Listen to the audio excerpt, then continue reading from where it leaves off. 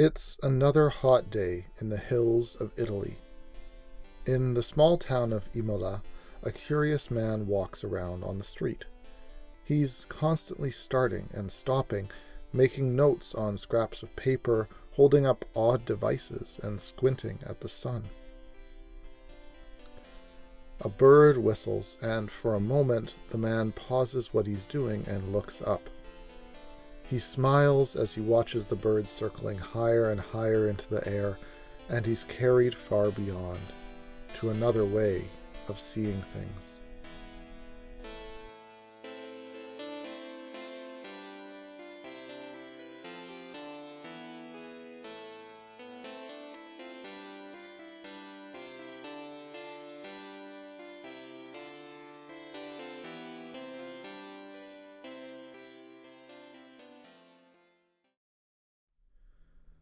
Does this map look strange to you?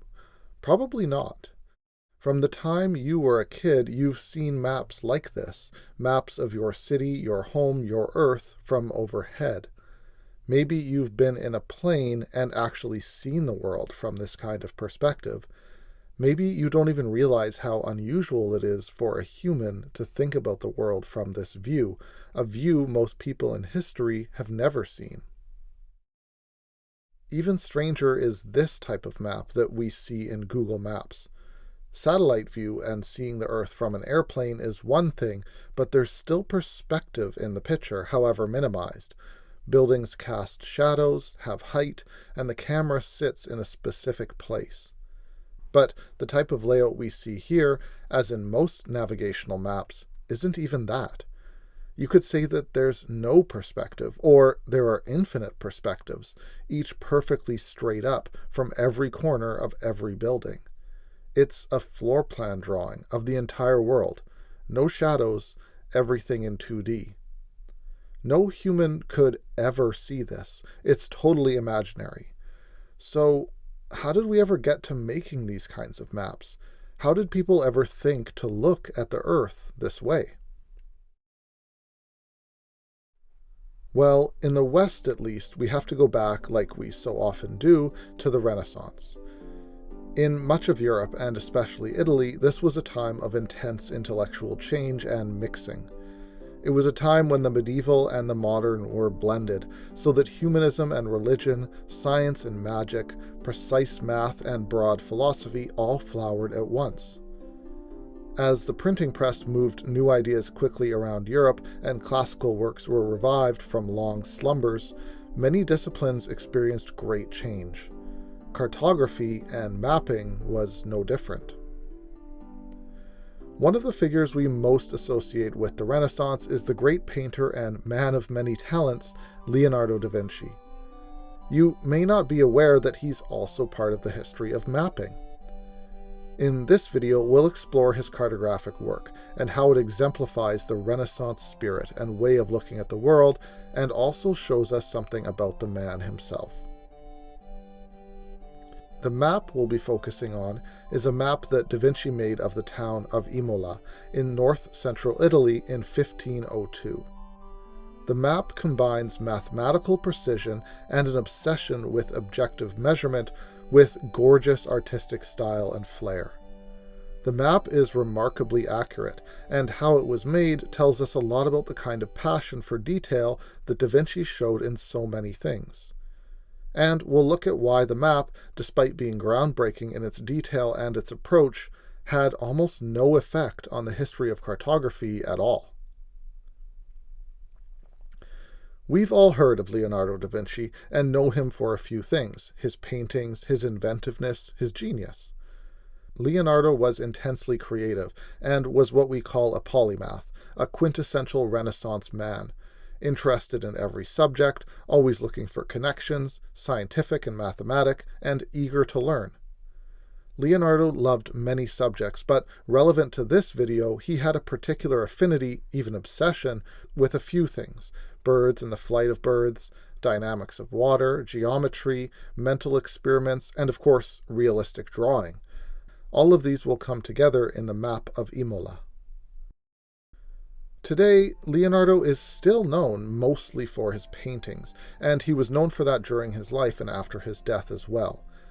It actually wasn't until the early 1800s that his notebooks were discovered, and as people began to look through them, they realized that the scope of his thinking and his work was way, way beyond art, and seemed to anticipate so many scientific discoveries that had been made in the 300 years after his death.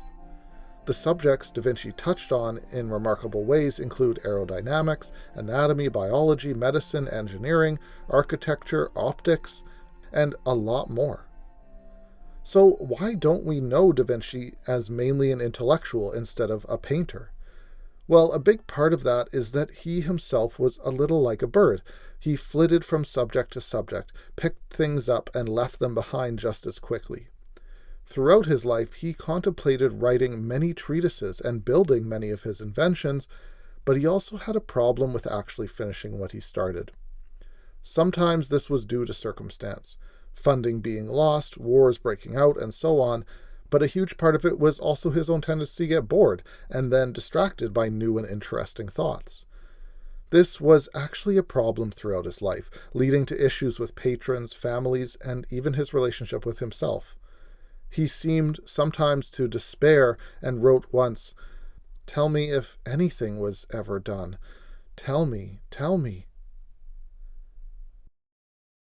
His notes contained many planned books and to-do lists, all of which tended to fall to the side as he jumped to other subjects. In fact, of all his sketch drawings, only those of 3D shapes in Pacioli's Divina Proporzione, a book of mathematics, were ever published in his life, despite the enormous advances his anatomical drawings could have made to biology. By the way, the 3D shapes, they're just gorgeous. But the point is, the map we'll discuss today, although it was innovative and groundbreaking, was similarly never shared with the world, never published, nor discussed until hundreds of years later. So let's go over the map a little and learn more about the story behind it. So it's 1502. Cesare Borgia, the inspiration for Machiavelli's The Prince, has contracted Leonardo as an architect and engineer, and Leonardo trundles along with Borgia's court. We might not think of Da Vinci as a military man, but he was actually no stranger to putting his mind to matters of war, and had previously outlined many inventions that could help to break strongholds or fortify cities. Borgia moved his court to the small but strongly built town of Imola, originally built by Augustus, and instructed Leonardo to look into ways to make this walled city even stronger. In what must have been an interesting few months, Borgia, Da Vinci, and Machiavelli were all holed up in Imola together, working on their own projects. It's at this time that Da Vinci created the map that we're looking at. This map is special because it's the very first map ever made that shows a city in a precisely measured manner from that imaginary perspective I was talking about earlier.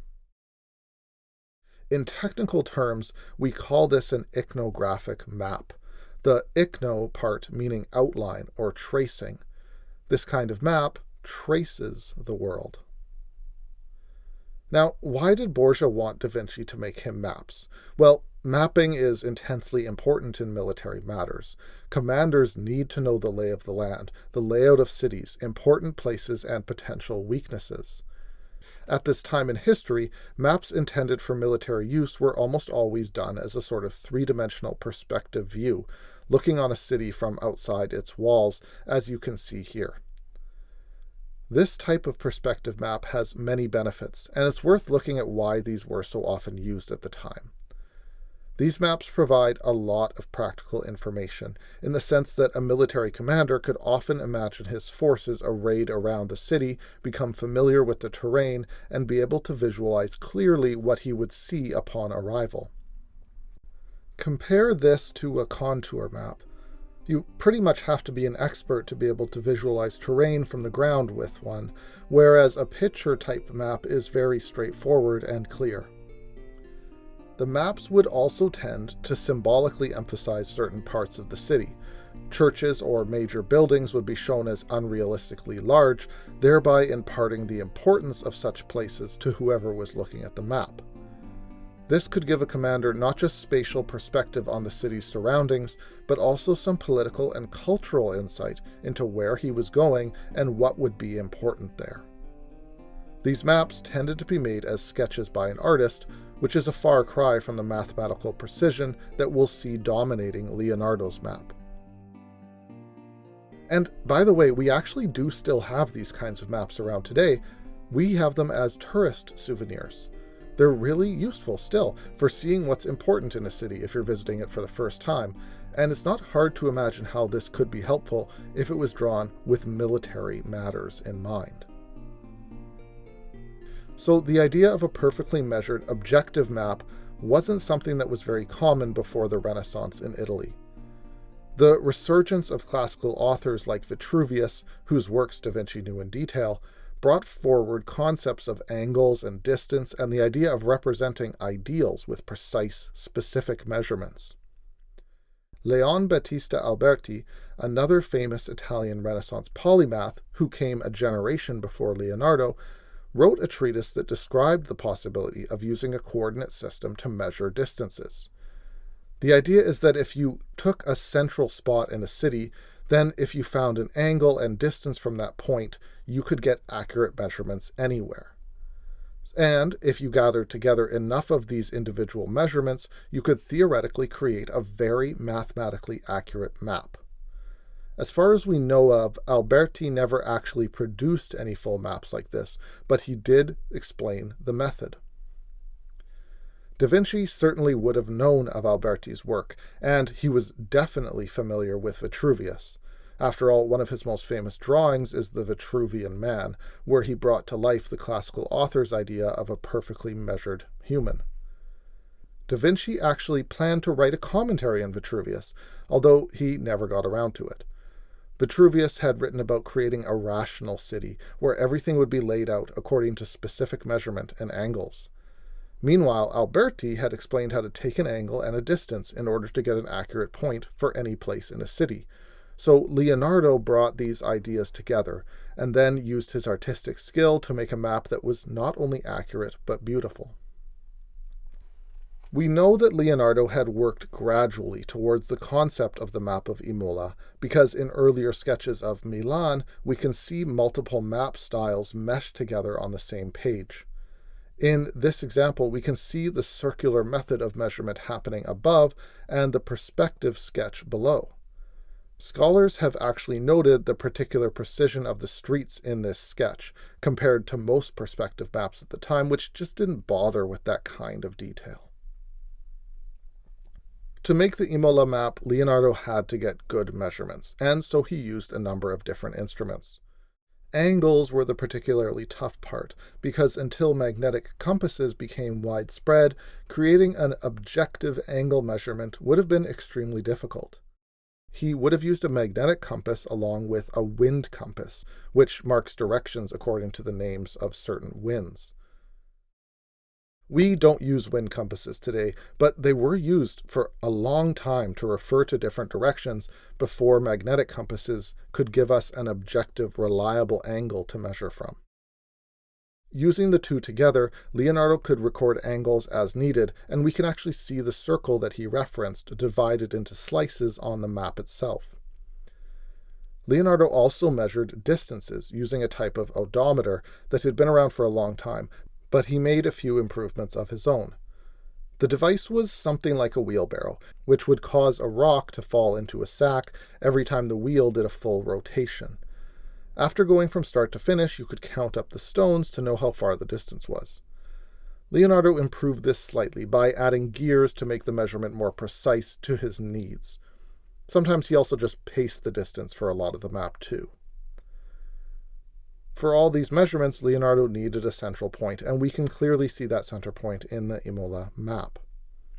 So you can imagine Leonardo, and any assistants he might have had, walking around town, scribbling on their sheets of paper, looking at their compasses, counting their paces or pushing their odometer wheelbarrows. In fact, in some scraps of paper he left behind, we can actually see something of what Leonardo's notes would have looked like. At every turn in the walls, Leonardo marks the angle of the next section of the wall and the distance he covered from the last turn.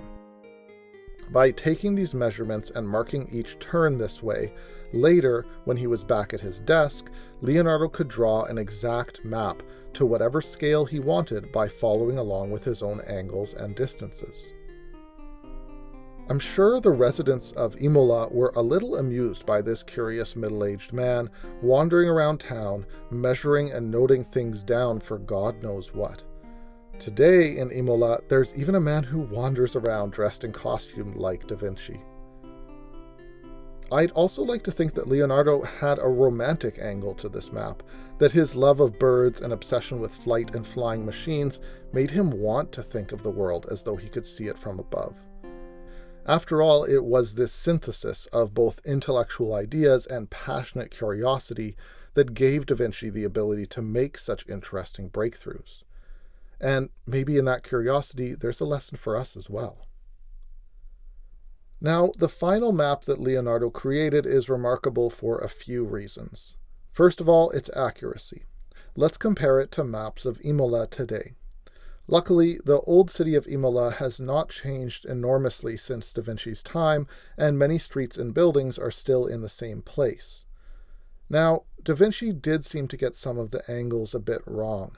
You can see here, if I align the modern image to the fort in the bottom left corner, then some of the wall angles seem off. And if I angle everything to fit the walls, then the fort is wrong. So here I've just done my best, so you can see some ways Da Vinci did a truly great job, even if it's not exactly like modern maps. Obviously, there have also been changes in Imola, and it's a little hard to pinpoint exactly where he was inaccurate. It's also kind of ridiculous to criticize him for any of it. Measurements by hand can only be so good, and I think someone making a map like this today with even modern instruments would be hard-pressed to do it a lot better than Da Vinci did 500 years ago.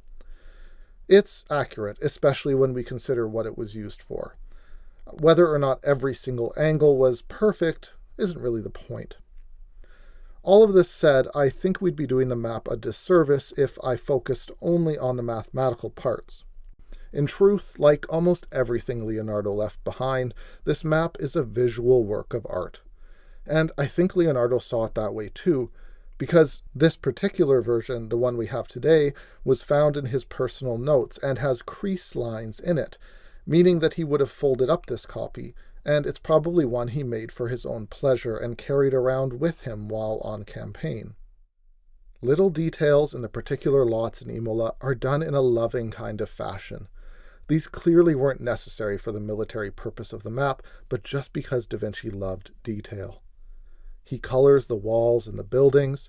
The agricultural lines in the countryside recall what it's like to walk in grain fields. He also includes, for clearly military purposes, a list of distances to nearby towns. And of course, the most uniquely Leonardo element of all, the Santerno River. The river is half bird's eye view, half a study in the flowing nature of water. Water was one of Leonardo's most obsessive studies. He spent many hours of his life studying its flow, the way it moves around objects, how it bubbles and churns. He worked on plans for dams and canals, and here in the Imola map, the water flows. It's not just a line on a map. Da Vinci just couldn't help but draw water like the real thing, and truth be told, it's probably more accurate this way too, because the edges of the river were less static in those days than they are today. Da Vinci's map so impressed Borgia that he quickly elevated Leonardo to be his chief military engineer. I imagine that the ability to see the city from this perspective gave Borgia certain insights into the best ways to move around the city, where to post guards, how to make it stronger. Beyond that, the mathematics and the mind required to create such a map was obviously useful to a military leader. Leonardo did end up creating another map for Borgia of the Chiana Valley, and also worked on a dam construction project, until he left Borgia's service the next year to return to painting in Florence. We can see in the Chiana Valley map a more typical return to a pseudo 3D perspective drawing, useful for illustrating a wide area of terrain. Overall, this map is, of course, a big step in a new way of thinking about mapping, but it's also a beautiful piece of art. Yet, this map has had virtually no impact at all on the actual development of cartography. As far as we know, the map wasn't shared with anyone other than Borgia. It wasn't written about, the methods weren't discussed, and nothing ever got published or shared. And since Leonardo wasn't the only Renaissance man putting together the pieces about ichnographic maps, the march onward continued without his input. In fact, another famous Renaissance artist, Raphael, was working on an overhead plan of Rome when he died prematurely at the age of 37. But his work was also carried forward by others, such as Buffalini in the mid-1500s. Buffalini created a variety of overhead views of cities, some with 3D terrain alongside ichnographic tracing. Many others were also involved with the history of this kind of mapping, and if you're interested, see the description for more links. So, while Leonardo's map is the first ichnographic map that we know of, it's kind of hard to call it a step forward in mapping since no one took the step with Leonardo. In some ways, Da Vinci was just too busy learning and innovating to bother to take the rest of the world along with him. It does leave us wondering, if somehow Da Vinci's work, not just in maps but in other subjects as well, had been published and shared, how would we think of him today? And how much would humankind not have had to discover again? We'll of course never know. But one thing's for sure, we can be grateful that Leonardo's notebooks have survived the years for us to ponder and enjoy today. The map of Imola was an achievement that mixed art and mathematics, and underneath it all is Da Vinci's passion, a passion that underscored everything he did in life. Da Vinci loved the process, loved the math, the learning, and curiosity always drove him onward. He was interested in everything and made friends with everyone. He always knew that he could learn something in any situation. Da Vinci loved birds, and in some ways I think at heart he was a bird, flying from place to place, ever curious, singing a song of life, swooping over the world and watching it turn. The map of Imola, seeing the world from above, was something that he saw in his mind, and he just had to find a way to put it onto paper.